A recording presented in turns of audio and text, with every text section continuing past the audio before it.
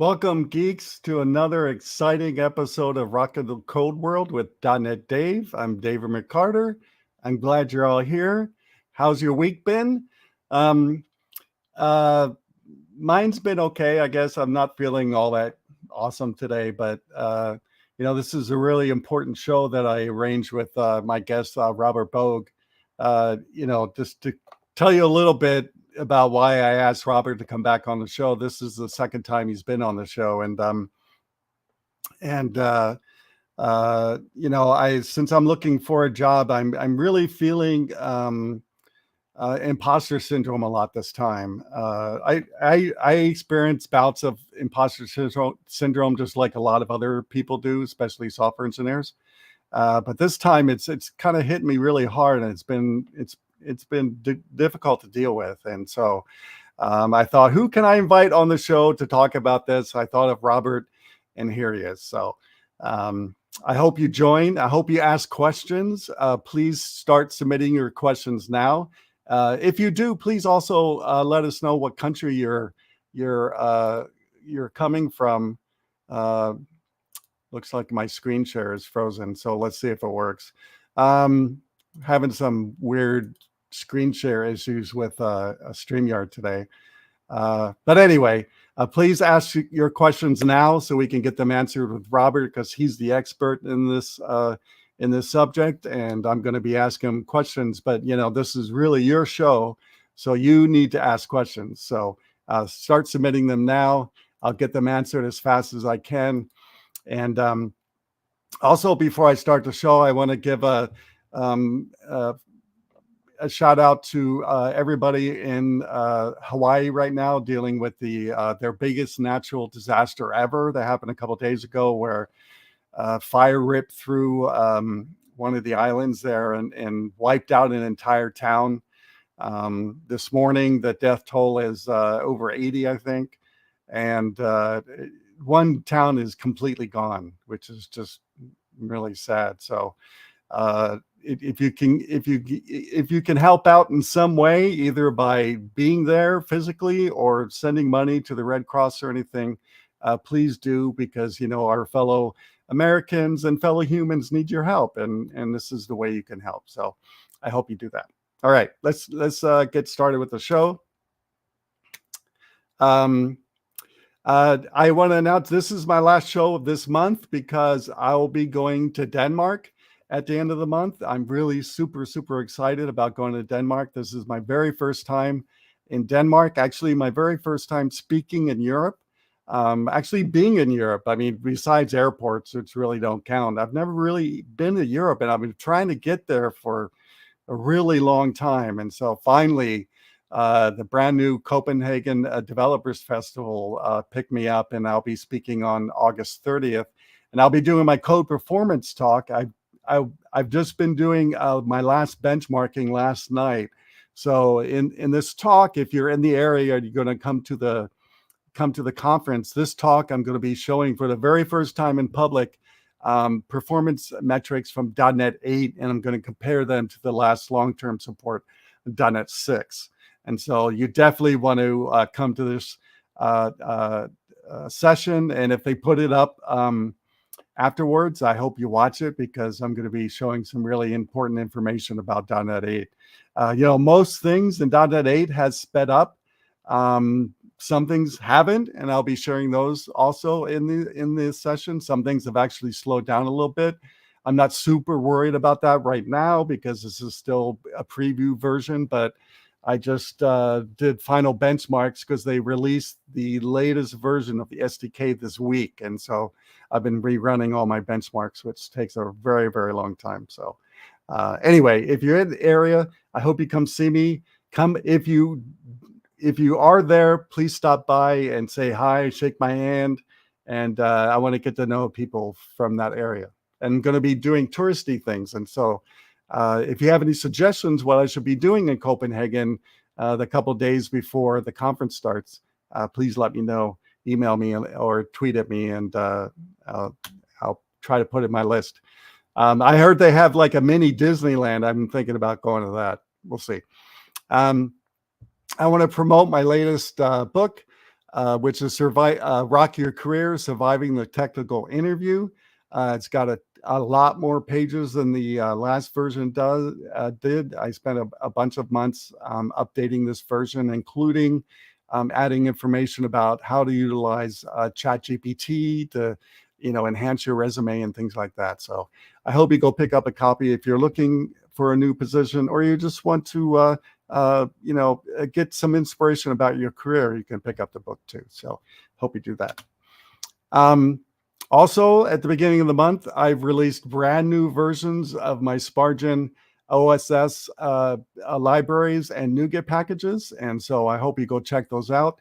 Spargin is all the common code I've been writing since .NET 2, and I'm constantly working on it.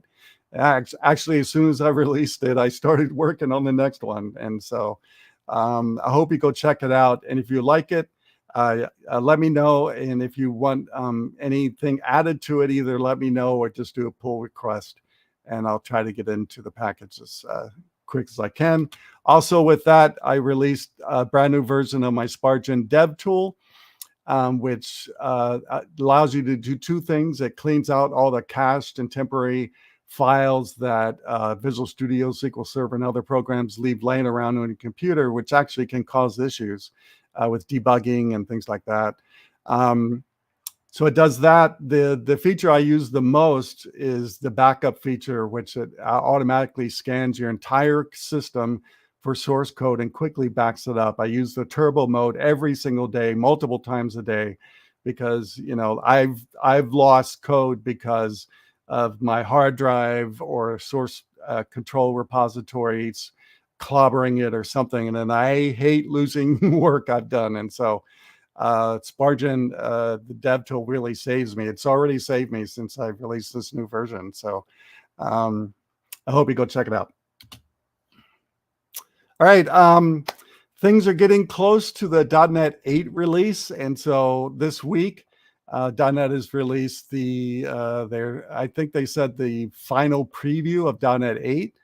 And also a new version of Visual Studio 2022 preview, along with a lot of other things. So Visual Studio is getting a lot of new features to help you with productivity. I haven't checked them all out yet, but it seems like they're working really hard on boosting our productivity in Visual Studio. And hopefully this preview release will be pretty good. I'm going to look at the benchmark numbers later today. So keep on top of .NET 8. Like I said, .NET 8 overall is a lot more performant than .NET 6 and .NET 7. So if your team is one of the older versions, I definitely would recommend getting into .NET 8 later this year, just for the speed improvements alone. All right, I want to welcome my guest, Robert Bogue. Robert has led projects for nearly 3 decades, or over 3 decades. As a recovering technologist, he's changed the way people work as he changed the technology. He's author of 28 books and has been a Microsoft MVP for 20 years. His work has transformed corporations, governments, quasi-government organizations.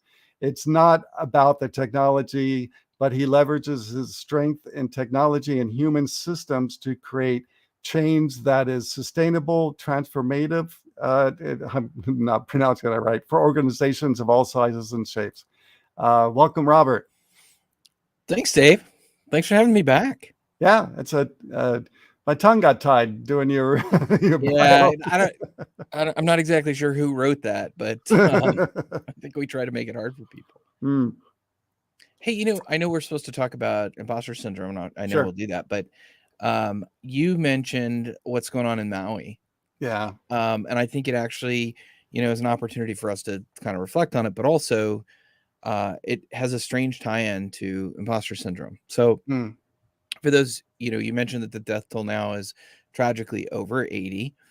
And, Maui was really very unprepared for this. Yes. But in addition, so you have the folks who are there and who are directly impacted, and then you have the folks who are secondarily impacted. And this is my third conversation this week with somebody who felt some sort of a connection with it, who either they stayed there at one time, that's the place they went to vacation, it's the place they loved. And I think one of the things that we've got to recognize is not just for the people who live there and are struggling through the aftermath, and I don't want to minimize that, but I think there's a lot of people who struggle with, they feel like their memories all have been gone, taken away with wiped them. out. Yeah. Right. Yeah. And That's yeah, and always like the number one thing you hear people say. I was watching the news this morning, and that's exactly what people are saying. They're saying, you know, my dad built this multi-generational house with his bare hands, and now it's completely gone, and I've got nothing to leave to my children. And you know, yeah, right. it's pretty Well, devastating. and there's a tree that I understand was brought over in 1850, a banyan tree Yeah, that and it has been survived. yeah, it's survived, but it's It's been damaged. Yeah, yeah, damaged, yeah, you know, and people, and so there's this kind of threat to longevity. There's this hmm threat that underlies it, that the things that we know aren't safe. They can be taken from us yeah. At any moment, you at know, any and moment. that's why I'm very diligent in scanning things and putting them up in the cloud, Yep. because you know, when the last time we had our really big fire here in San Diego in 2007, you know, again, that was the number one thing people were upset about. They lost all their pictures, Right. right? And I'm going, okay, that's not going to happen to me. So I started this project, which I'm still working. I'm pretty much done now, I think. But scanning all those pictures, because yeah, I don't want to lose that. Anything else I'm okay with, but yeah, losing family memories and things like that, especially with my kids, yeah, Yeah. that'd be devastating. Yeah. You know, your whole history gone. Right. Yeah, And it sort of disconnects you from your past. it does. It Yeah. does. And it's going to take them a long time to recover. And, you know, just, you know, some of the things I've been, you know, seeing on the news is like, you know, that if I pronounce it right, Lahana, is that Mhm. the main I think so. town? Yeah. Yeah, Yeah. they only had a two-lane road, one two-lane road in and out of that place. And so Right. evacuating that place was really, really difficult, and Right. so bad that some people were jumping into the ocean to escape the flames. Right. You know, that's Yeah. dang, Yeah. you That's know. it's very hard. Yeah, So it's so yeah, like I said at the beginning of the show, if you can help out in any way, I hope you can, because you know, this going to take, like someone said on the news, is going to take them many, many years to, you know, to recover off of this, from this. Yeah. so let me give you a suggestion for the listeners, the folks who are there. So set a reminder on your phone or on your computer somewhere for a month out, and then reach out to people who you know who are directly impacted. Yeah. And I say that because what happens is immediately right after an event, everybody's Yeah, and, busy. and Yeah. and then you remember, and then you get busy and you forget. So just set a reminder right now, 1 month out, call one friend who was directly impacted and say, hey, I'm still thinking about you. Yeah. Right. And that rebuilds some of that connection that we've lost. And I do want to say real quick, because I'm really happy to see, like, some people, like I saw a report this morning about a nurse practitioner, you know, on her own dime, you know, flew herself over there and is trying to find burn victims to help out, Yep. right? Yep. And that is incredible, especially because, you know, Hawaii is so far away from the mainland. Right. It's not cheap to get there, and it Yeah. takes 5 hours, right? Right. Right. Yeah, and so yeah, I have to hand it to the people who are able to go and actually physically, you know, try to make a difference and help these people, because they really, you know, they really do need it right now. Yeah. Yeah. And then the further help about getting their structures back and all that'll come, yeah, like you said, in a month or so, that'll probably start, you know, the insurance companies, you know, working on that stuff. But yeah. Well, but even the relationships, right? Like, and we're going to talk about imposter syndrome, and imposter syndrome is how we view how we view ourselves in Mhm. relation to others, right? And even me, right? Like, so I would tell you that I feel like I've got a pretty good handle on performance, but when you and I are talking, I don't feel no, yeah, right. And I can look at that two ways, right? Like, one way is I'm Yeah. gonna be like, nope, Dave is a god, he knows, right? Or I can go, hey, my buddy Dave, if I call him with a question, he's going to help me out. Yeah. It's going to fill the gap in my knowledge. Right. And so, do I have to know every single thing about every little bit? No, I probably don't. No, you can't. There's no way you can, right? Right. There's nobody that can know everything, right? But at some level, don't we want that, right? Sure. Like, you want to be like, no, I know everything there is to know. And that's just not real. No, it's like, I had a couple preliminary interviews this weekend, and that's one of the things, people say, are you more of a back end or a front end or a full stack? And, I've already written an article saying there's no such thing as a full stack developer. But I kind of tell them the story where, over 13 years ago, I was seeing that, programming is getting to a point where you really can't know everything anymore. Right.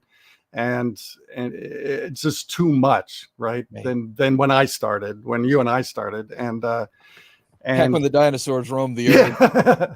Back when we had punch cards and but I tell them, I go, yeah, I had to decide, do I want to be an expert, in one area, or mediocre at all areas, right? And I chose to be more of an expert in the back end, during that time, and that I'm pretty much the same way.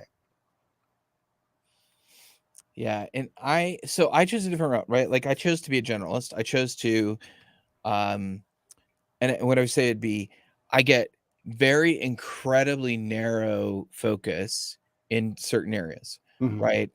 And what I mean by that is, I'd be a generalist, and there'd be a problem, and then, if it was a perf problem, I'd call you, or there's a couple of other guys that I called as well, different networking things and different pieces, right?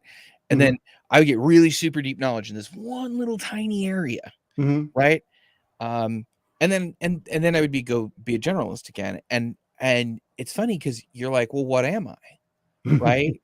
Because I like, if anybody that's watching the show now would like to talk about TCP/IP flags and what reset does versus a normal close sequence, happy to have that conversation. You're like, that is the most obscure thing. Yeah. It is. It absolutely is.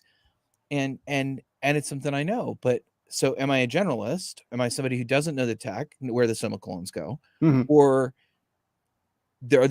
I'm not a specialist, right? And so I end up in this space too, where, I feel like an imposter when I go in places. And I'll tell you, so you shared some of your story. Let me tell you something that happened to me back in January. So I own guns. I like guns. I think we should all have them, right? Like, so none of the folks who are Second Amendment folks, don't come chasing me down, because they might, right? And by the same, and the gun control people, right? Like, everybody, I'm all everybody. Just I want us to be responsible about it. So we're doing a project on safe gun storage, and we're gonna try and get everybody to lock their guns up. That's all I want. I'm not trying to take them. Just make sure they're locked. So we get to be NSSF, the National Sports Shooting Federation's guests at their SHOT Show in Las Vegas. 60,000 people, 60,000 members of the firearm community.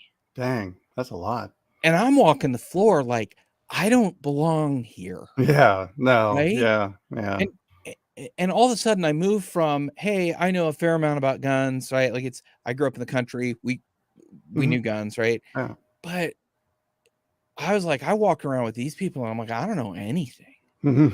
Right? Yeah. Like, why is this spring better than this spring? Right. Like, there's springs. I don't, like, somebody's gonna go, no, you really, like, this one's the one, and that was a struggle for me. Yeah. Like, do I even belong here? And so I think we all end up there, right? Like, we all end up in that space of, do I really belong here? Do I have what I need? Do I have the right experience? Did I do the right research? Yeah. And then, imposter syndrome, of course, falls in many areas, not only work, right? But like, I have crippling imposter syndrome for being a musician, right?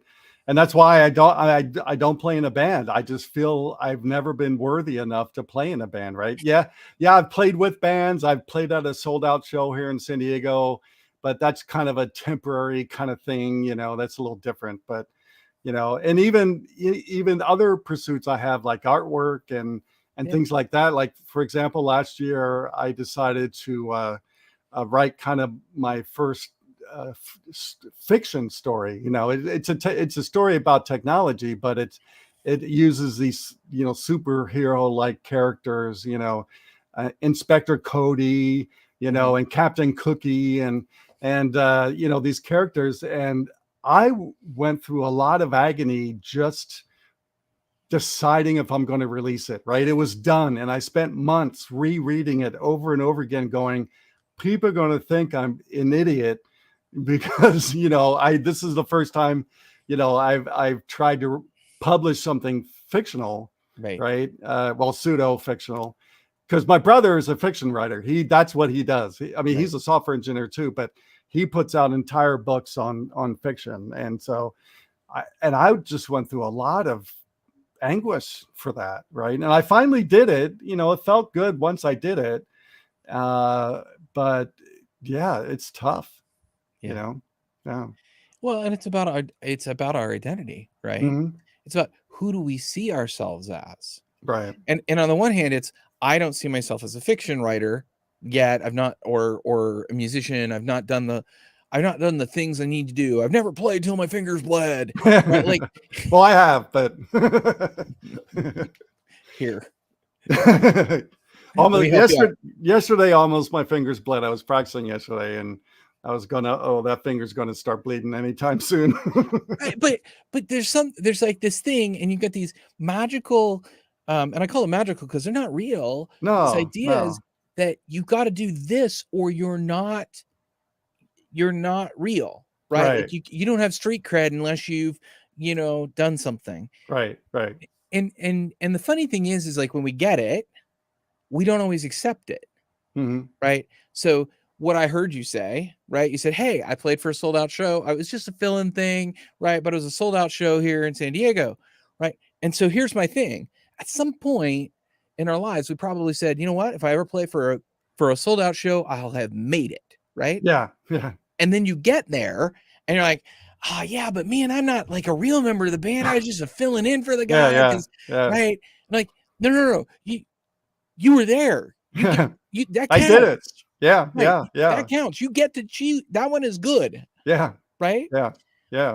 But we don't accept it because it's hard for us to accept it. Yeah. Our internal identity doesn't shift that easy. Right.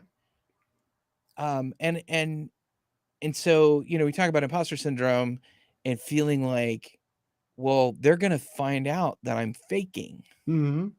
Right? They're going to figure it out. And my wife and I were just talking about this, and she's afraid that I'm going to finally figure her out. We've been married for 10 years, and I'm going to finally figure her out and realize that she's not as good as I think she is.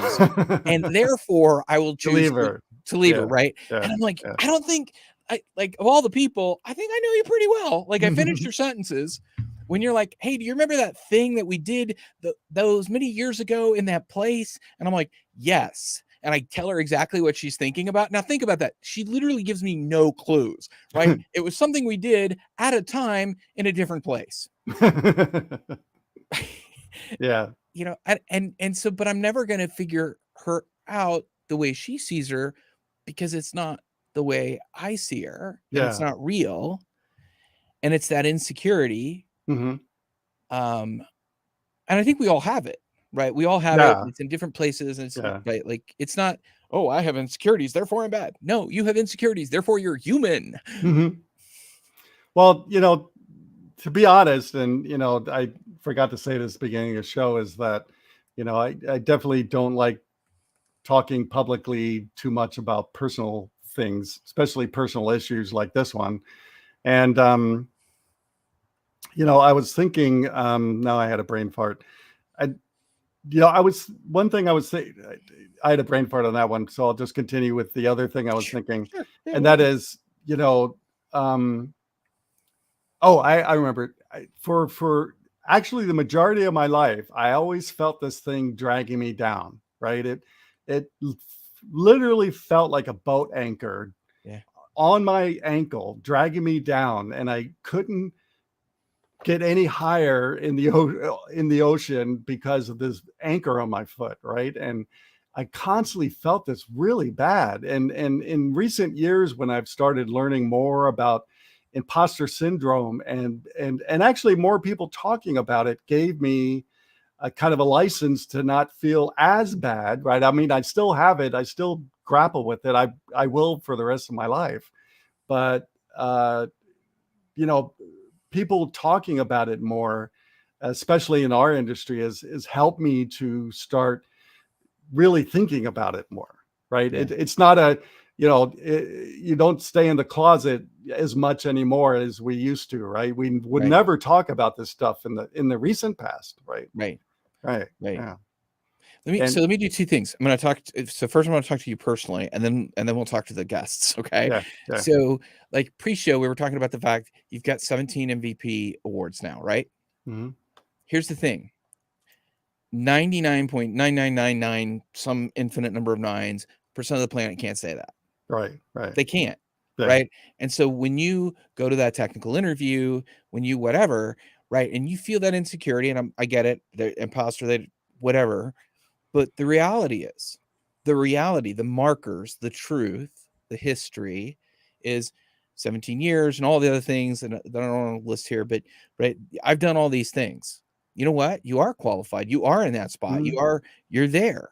Hmm. Um, and that's one of the things for getting around imposter syndrome. Okay, well, what's the truth? What's the ground state truth? Well, I Hmm. feel X, but it really is Y. Well, Right. here's the thing. Right, like, so I'm a pilot, I don't get to fly much, but we were always taught, look, if your instruments say something, that's right. It Hmm. doesn't actually matter how you feel, John F. Kennedy, who flipped the plane, and like, it doesn't matter. Your instruments are always right. Cross-check them, right? Hmm. But the instruments, if all the instruments are saying the same thing, they're right and you're wrong. Right. And I feel that way about imposter syndrome is how do we when we get in front of that interview and you feel that twinge, because I feel it too, right? Hmm. um you feel that twinge and you're like, but what is the truth? What's the ground state, absolute truth? What's the history? What are the things I've done? What are the pieces, right? And go through the list. Now, by the way, that's the part for you. But Hmm. as you have other people who are watching the show, listening to the show, and are saying, yeah, but I don't have 17 MVP awards. I'm one Hmm. of the, the other 99.9% of, and I'm like, yeah, cool. But what have you done? Right. Right? Do you have a degree, or did you do some special project, or right? Like, what are the things that you've done? Because I know you have them, Hmm. right? Everybody does. Right. Everybody Yeah. does. Yeah. Now, are they as big as dotNetDave? No, maybe not, but you have them. And so when you Right. feel that twinge, right? And I call it a twinge, and maybe for other people they experience it differently, but when you feel that twinge, you go, yeah, but what's ground state truth? Hmm. Right? Yeah. You ever read a piece of code, or you're stepping through it in the debugger and it goes one way and you're like, no, it has to go the other way, Yeah. right? Like you're Why like, is it going that way? yeah, step. No, it made a mistake, right? And you read the statement. It's, for me, it's normally a Boolean statement, like Mhm. one of those 14-part Boolean statements. And I'm like, I just don't get it. But the ground state truth is, well, whatever the code just did, whatever the debugger said it went, it made that choice because that's the right choice. I've Mhm. got something wrong in what I think. Right, right. The logic or actually how you perceive it, right? Yeah, it's and mostly it's a variable. Like, it's a variable I didn't think could possibly be set to true that is, and Yeah, yeah. Well, a new article I'm working on right now is basically geared around,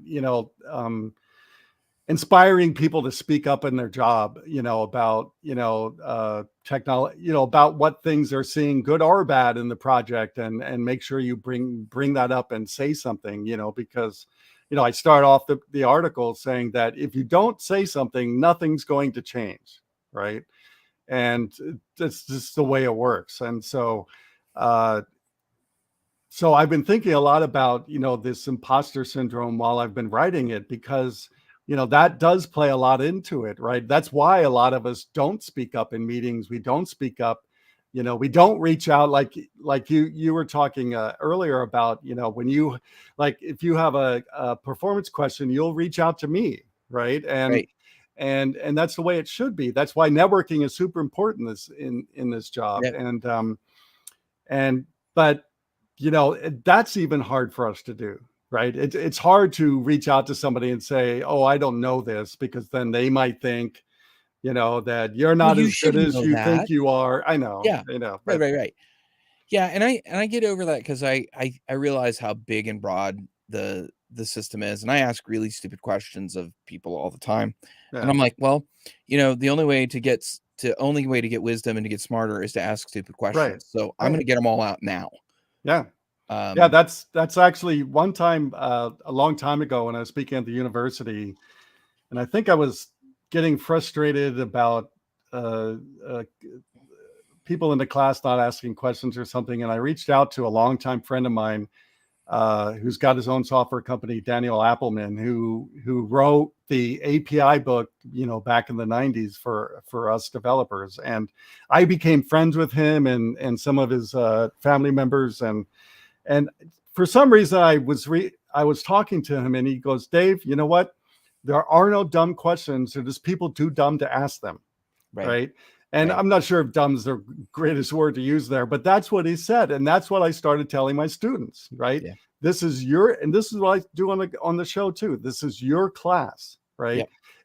And you will get more out of it if you ask questions, right? Yep. And don't feel bad that it might sound dumb or anything. And if you really feel that way, then just email it to me, and I'll just say it to everybody in the class, and I won't use your name. But Right. you have to ask questions, especially in this industry, right? Yeah. Yeah. So Simon was helpful and pasted over the link that I just sent to you Uh, about exit voice hmm, and loyalty. And it's an older book. It basically says you've got three choices, right? You can leave, you can talk, right. right? Oh, and loyalty is actually how you mitigate that, right? The more loyal you are, the more voice you use versus Hmm. exit, right? You can also use loyalty as a buffer, and you do neither, hoping it'll get better. Um, but those are the choices we have. We can try and run away from it, which is Hmm. never a good idea. No. Running to something is good. Running away is bad. Yeah. It's not going to Um, fix, running away is not going to fix anything. Yeah. no, just think Yeah. like a bear's chasing you. That's bad. Yeah. Running to something you like, that's good, right? Yeah. Um, and so we got to figure out, if we've gone through 3 or 4 jobs and all of the management and all the other developers are idiots, there's one constant in that, and that's Hmm. us, right? Hmm. Like, we're the ones that are, maybe we should try and figure out what that is. Right. And not to say that you can't have 3 bad bosses in a row. I'm not trying to say that, Yeah. but Yeah. but how do we take ownership for the way that what we bring to the world and what we Sure. bring to others? Yeah. Yeah. And that's, that kind of leads me into my first question for you is, at least for me, I know, because this is a lot of work I've been doing on myself recently, is where did this start? How did it start? Because for me, being a software engineer, I need to know why things happen, right? Yep. That's just the way I've always been. Yep. And I know mine started in childhood, right? Yep. I know for sure that, and I know who did it, or who contributed to that. Right. And so do you think most of this does start in childhood somehow? Yes. So first, let me put the disclaimer in. I am not a professional Yeah, psychic yeah. or psychologist or anything else. All of my stuff is not to be used for any kind of behavioral health care. This is just 2 guys talking. Okay. Now that that's out of the way. So here's the thing, right? Like, I think imposter syndrome is human. I Hmm, think it is an artifact of the way that we have this identity, and sometimes what we perceive from the world around us doesn't match our identity. right. Right? When you're sitting in an interview and somebody is badgering you with these really detailed, obscure, weird questions, and you're like, "Oh my gosh, how's come I don't remember that?" Right? And you feel like, oh my gosh, I should know that because I'm the guy and do the thing and whatever. But then if you take a step back from it, you go, nobody's going to know the answers to these questions except for the guy with the beanie and the little propeller on his head, right? Like this is stuff I look up. I don't, Yeah. right? Yeah. And so I think it's our identity, whoever we think we are, a child, as an adult, and how does that shift because the world around us doesn't reflect it to us. Right. Right. And the other thing with that is, something I've been realizing, like I kind of alluded to a little bit ago, is that, I'm going to be dealing with this for my entire life, right? It's Yeah. for me, I can't speak for everybody, but for me, it's never going to go away, right?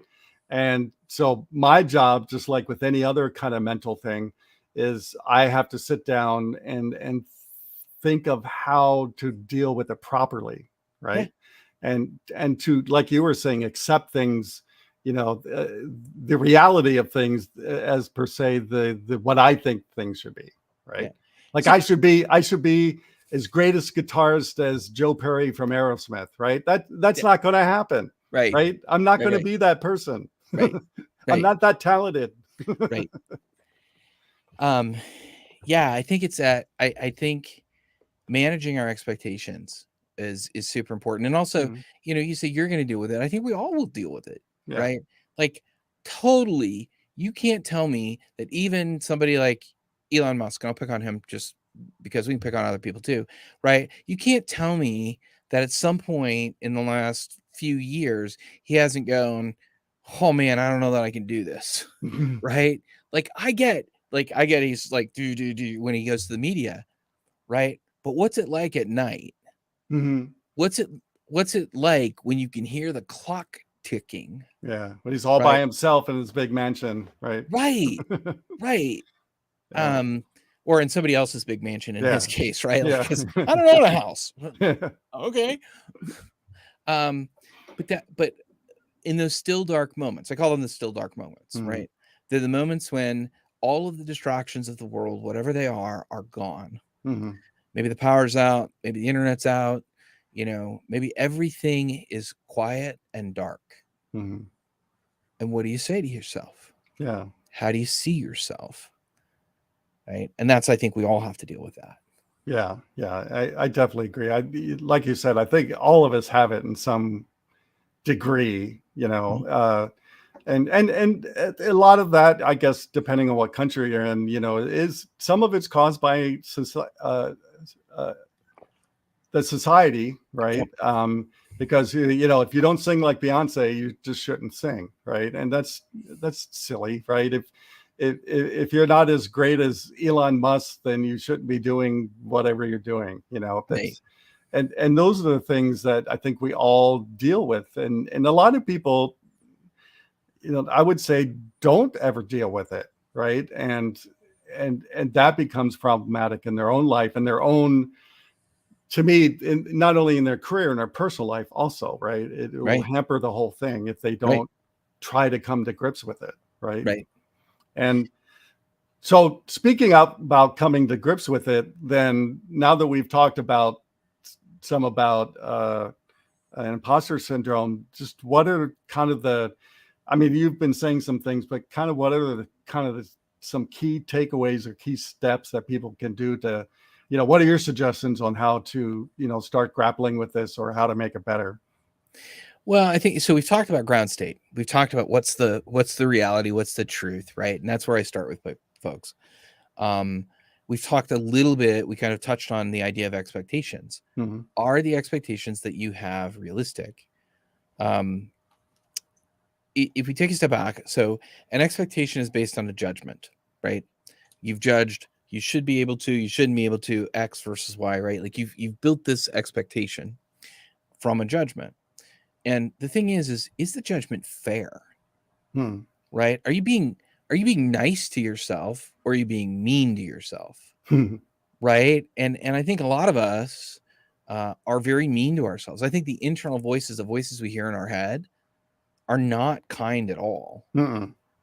And how do we say, you know what, I don't need that voice, right? And the way that we talk to ourselves is really hard, because those are really formed in childhood by the people around us and what did they say, and then somewhere those voices become internal. It's not someone outside of you saying something, it's someone inside of you saying it. Right. And because it's your voice, you believe it.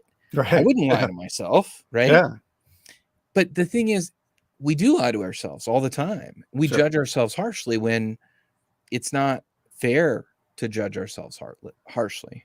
And so, ground state, checking your expectations, looking at the way that you're judging yourself and asking yourself, is that fair? And you mentioned job interviews, so just contextualize it.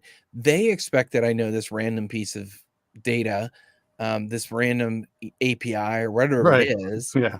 That doesn't mean that is real. Right. That means that person thinks it's super important. Right. Here's an example.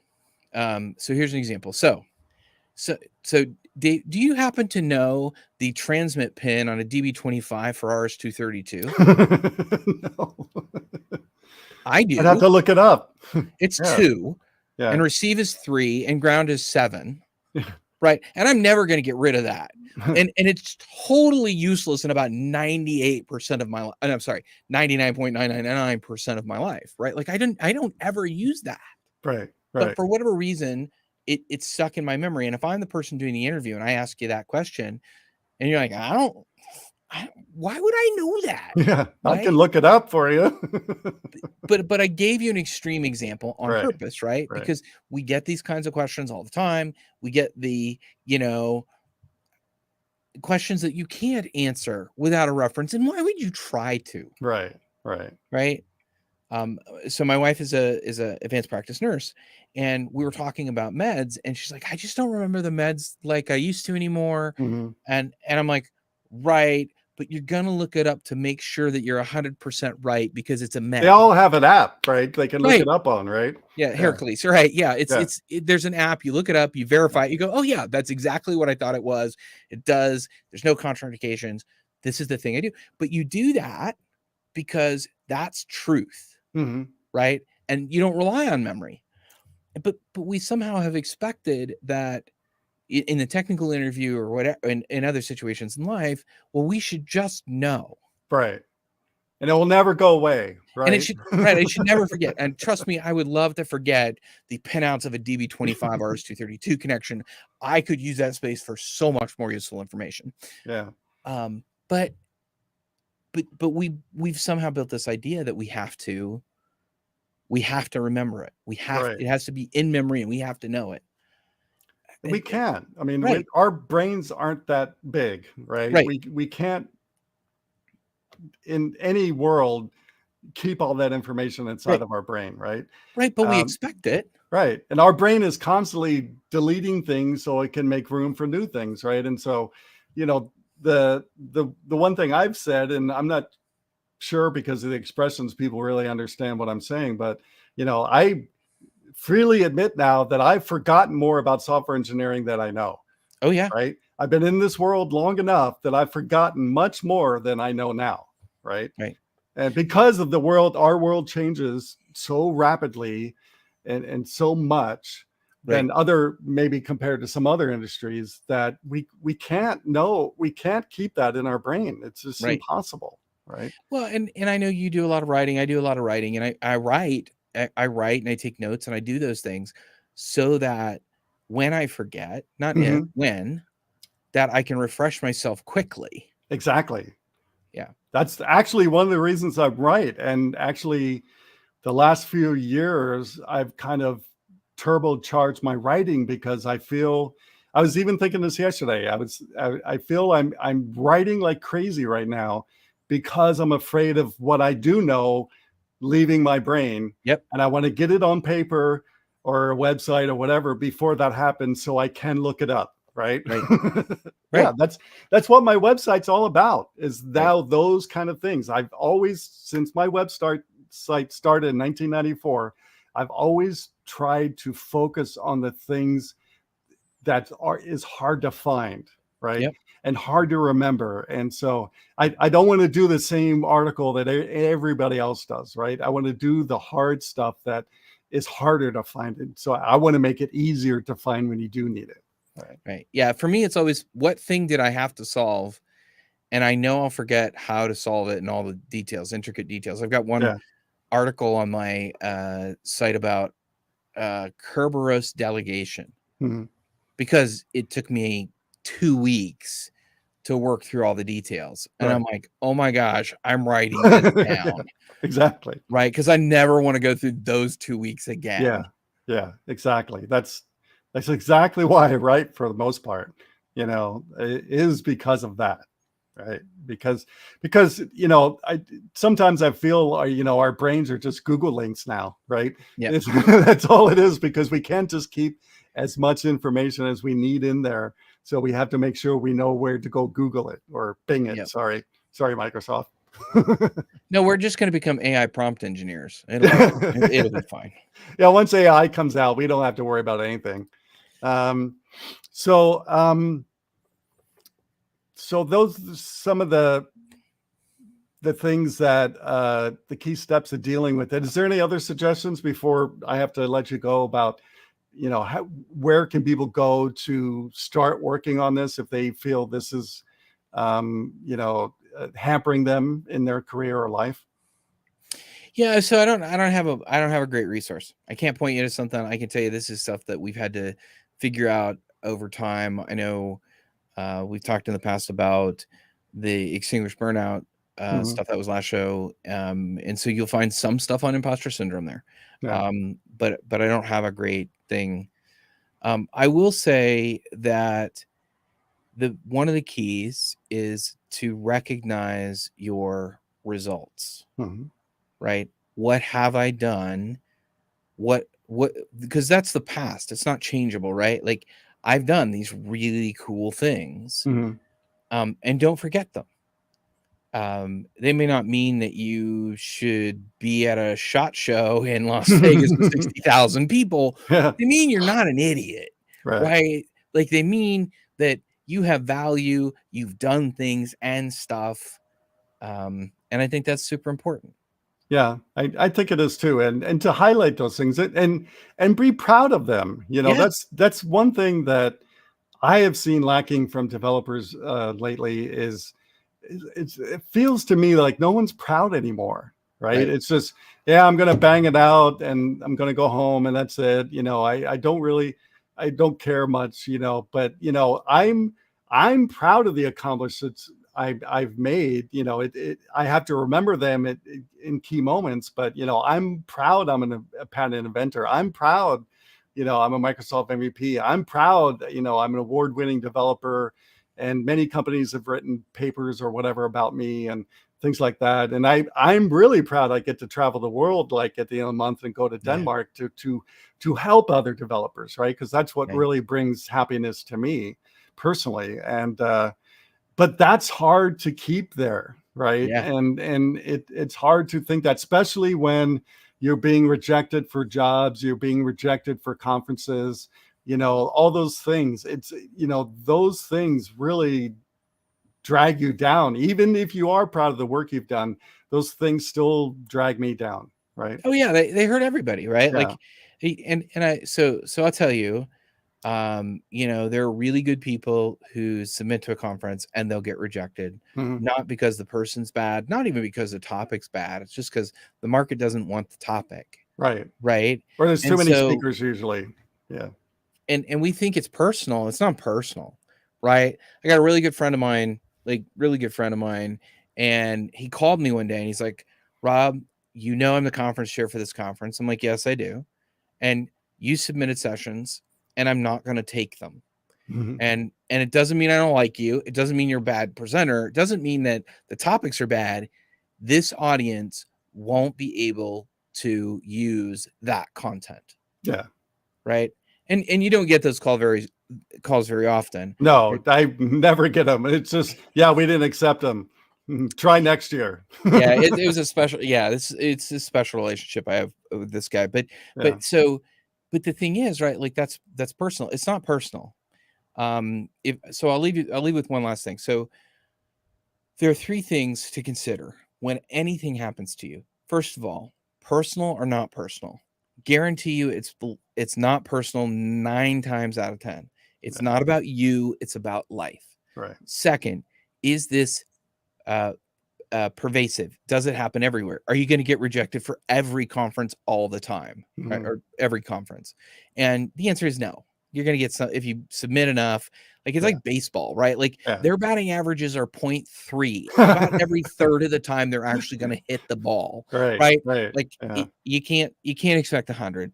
And then the last is persistent. Is this always going to be the same way, right? And the same thing with imposter syndrome. So is it me? Is it everywhere? And is it forever? And the answer is really, it's not. It can't be all 3 of those things, right? Like nothing is permanent. Nothing is pervasive into every molecule of the universe. Right. And it isn't all about you, despite what you may or may not think. It is not all about you.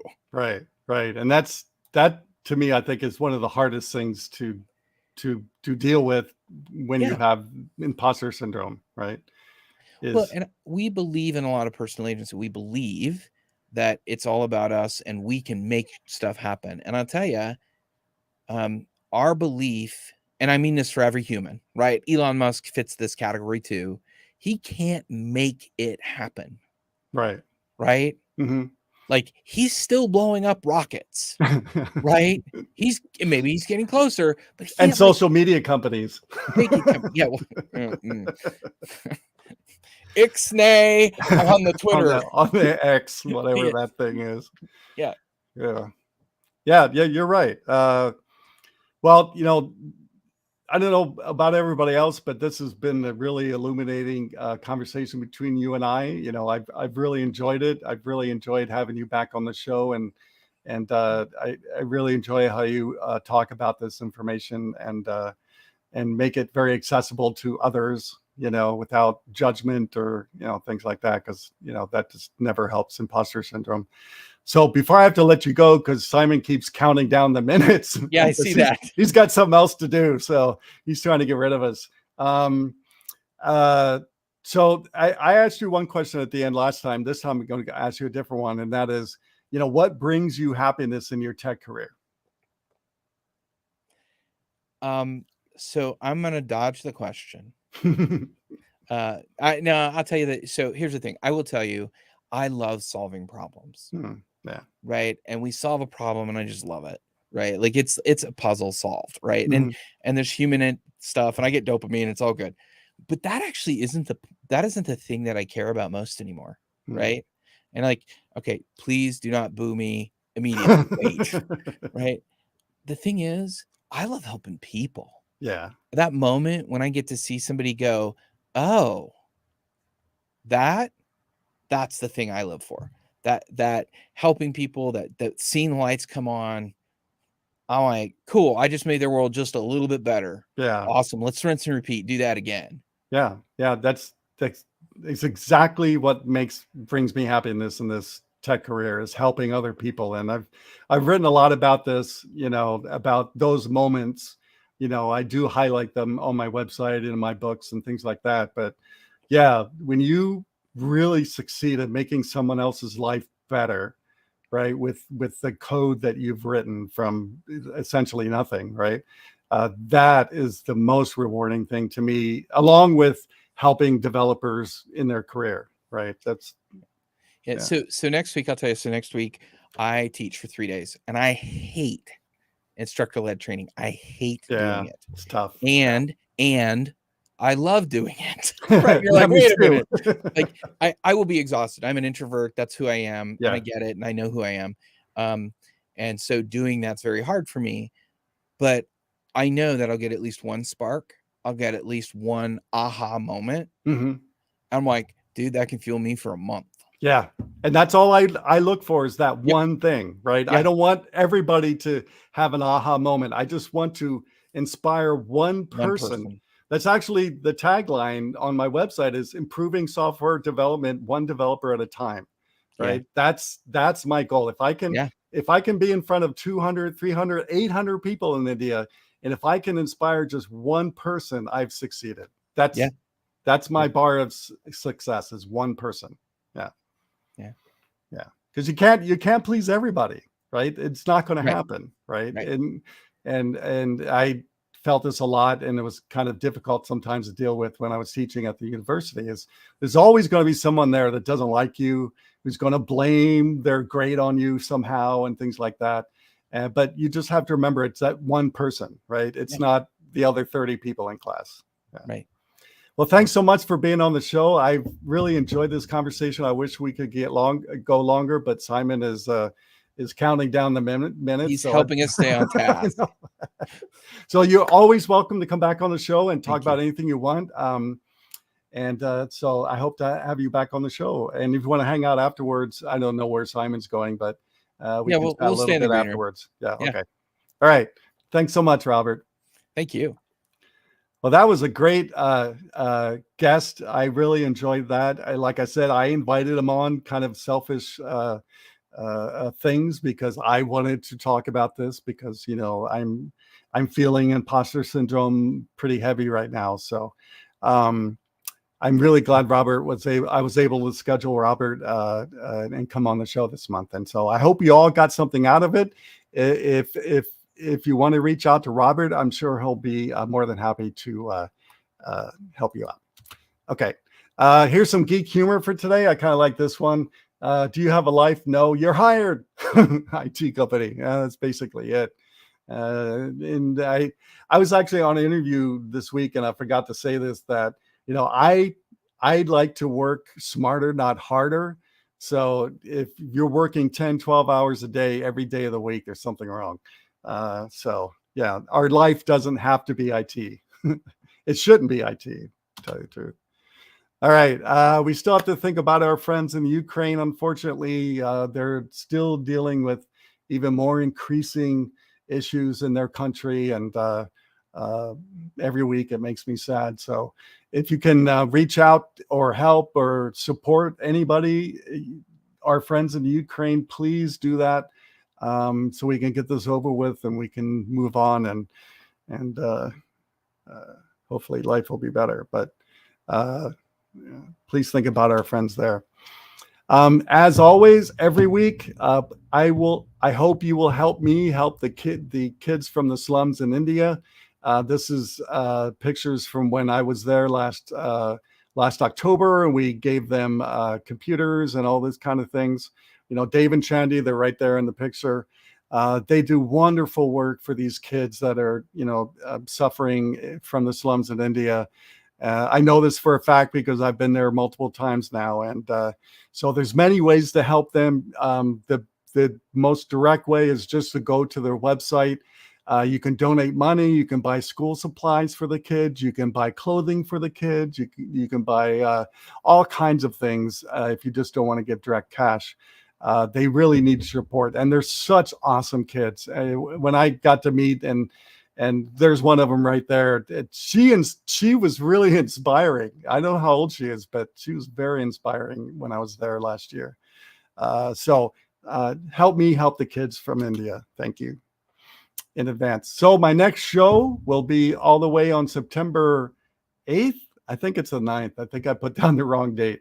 Whatever Saturday that is, I'm going to have my friend Bob Reiselman on. He's been on before. I've known him for a really long time, and so I hope you come back beginning of September, and I'll have stories to share from my trip to Denmark. As always, please go donate blood at your local blood bank. There's a picture of me last Sunday. I hit 17 gallons donated at the San Diego Blood Bank. And I was really proud of that. Speaking of being proud of something you've done, I'm really proud I hit 17 gallons. I'm already looking forward to hitting 20 sooner than later, since I'm not traveling as much anymore. So, but all the blood banks right now are in a shortage, and I'm sure, the events in Hawaii is not helping anything. So please go donate blood at your local blood bank. You don't have to get hooked up to a machine like I am, because I do that for 2 hours. You just need to spend 30 minutes of your time and just donate red blood cells. So please do that. I really will appreciate it. And so will your fellow human. And so will you someday when you need blood, because we all will need it someday, probably. Okay. With that, I want to please ask everybody to send me emails on suggestions for the show, who you want me to be on the show, what you liked or didn't like about the show. There's my email address. I don't get enough emails, so I don't think you guys like me, speaking of imposter syndrome. So please reach out and email me there. And with that, I'll see you in September.